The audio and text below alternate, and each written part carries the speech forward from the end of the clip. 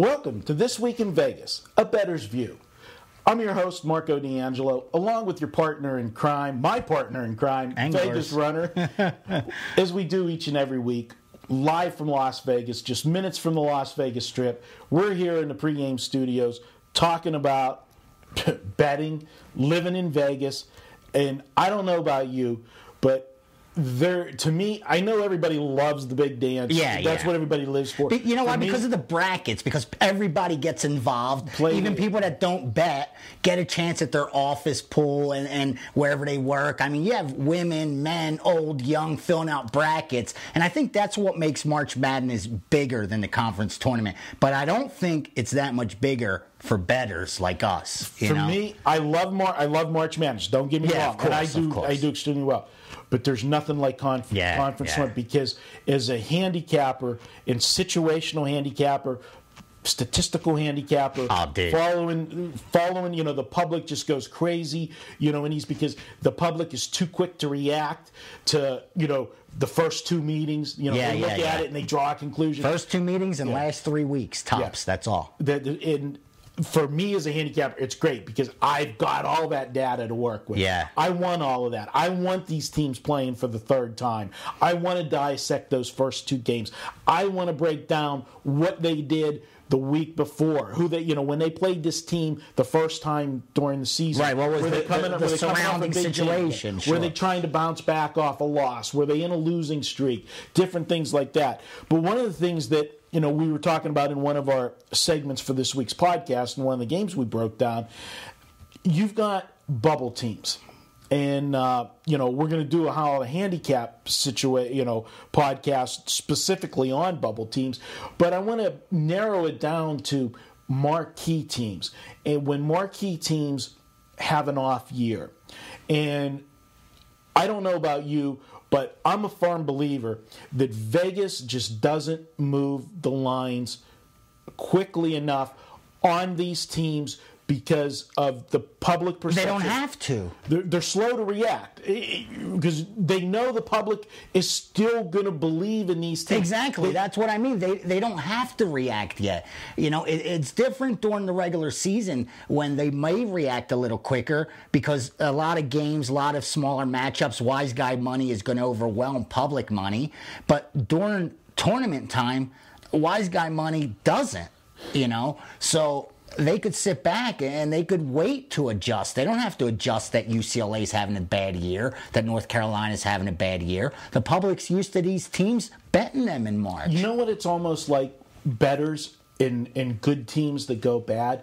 It's almost like when you have a relationship that's going bad. Yeah. It's like you don't want to believe that it's not working anymore. Right. And you just hang on and go through the motions and say it's going to get better. Yeah. But it's never like it was, and it can't. Right. And it doesn't. And I think the bettors don't want to release these good teams. And I think that's why sharp guys, and I don't want to put it, ego-wise, but I think, the two of us sitting here, we're sharp guys that we know that the value is there because Vegas doesn't make those adjustments, and because they know they don't have to. But we can take advantage of those situations when it's the right situation.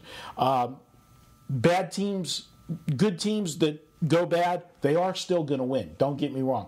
They'll suck it up for pride. You might get those games, but in the long run, you have the saying, the cream rises to the top. And when a team doesn't have the horses, eventually they're going to run out of gas. And especially when you're playing these teams that marquee teams have a mediocre year when they're a favorite.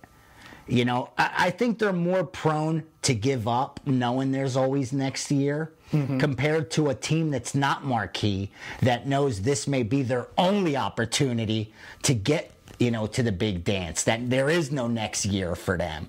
So, when you get them bubble teams, marquee teams, and bookmakers put them in a favorite spot, I think there's no worse value than that in wagering. And what surprises me most is speaking the books and finding out most of the public money is bet on those sides. Right. I just never understood that. I think you bring up a very good point, and I'll take it one step further. That obviously when they're a favorite, there's a different psyche mentally to the team than when they're a dog. Sure. And when that good team that's not having a good year looks down and they're made an underdog, that's like the ultimate slap in the face. It's a wake-up call. It's like, we're bad. Vegas is telling us we're bad. Yeah. The public's telling us we're bad. That's when I think those, good teams that went bad are the most dangerous. That's when I think they have value. Exactly. Is when you throw them into the dog bowl. Because they have something not to prove. Like I always say, and this is weird. This is the third time I'm talking about this today because I did a podcast, did the newsletter, all on this topic with the conference tournaments. But you're absolutely right. When you bet a dog, you want two things: to have a chance to win the game outright, or to get a full game of effort. Because as long as they give you 40 minutes, the back door is going to stay wide open for you. And I think when you have a marquee team that goes in as an underdog, because if you don't think these guys look at the lines, you're crazy. Oh, absolutely. You know what I'm saying? It's in the news. If they don't know whether they're a favorite or a dog. If they're not going online and seeing it, you're still waiting for the fireman to come take your cat out of the tree. Because that just doesn't happen.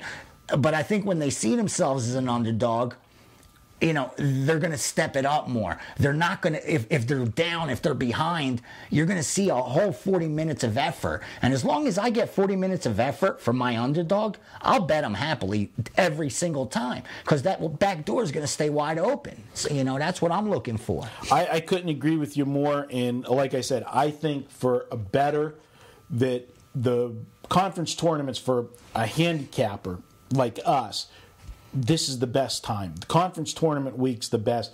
You get situations that not only is foreign to us, foreign to the players, but it's foreign to Vegas as well. They've got to come out and set lines.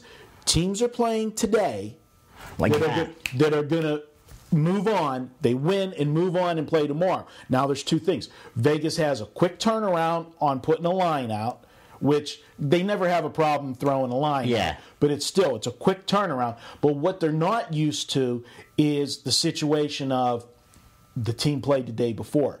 They do that in the NBA. Not in colleges. Don't do that in college basketball. So you don't have a history of how do they play when they're playing 12 hours later, 14 hours later. You're absolutely right. The other thing I just want to add real quick, the other disadvantage, and you have to, just as a human being, as a handicapper, there's been days where your day just doesn't allow you to put in the same hours you do on another day. And them days that you don't put the same time in, you don't feel as confident. You may not put out as many plays. You worry that you missed something. Exactly. And it's the same thing for the odds makers. Why are they different? They don't have some special power where they could get something done that usually takes them 12 hours in 3. Yeah. So, I think we as players have such a huge advantage because of that during the conference tournaments, because they don't have an opportunity to put that much time and effort into the lines, especially on them smaller ones, the Big Skies, the Big West tournaments. Maybe the Big East, maybe the SEC, maybe the Big 12. But them other tournaments, they got to put out a line like that. How much time and effort are they going to really put into it? Absolutely. And final thought, and I'll wrap this up, is, we're talking all about the tournaments and everything.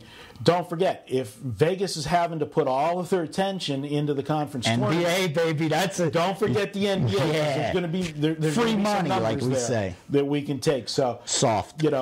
Great week. I'm excited. This, conference tournament week, go to the sports books, and it's just like, the games are going nonstop. 2 hours, 3 hours sleep's all. I want to get up and start working again. So this has been This Week in Vegas. He's Vegas Runner. I'm Marco D'Angelo. We'll be back next week. We'll be March Madness, the big next week. So be sure to check us out next week. Thanks for watching.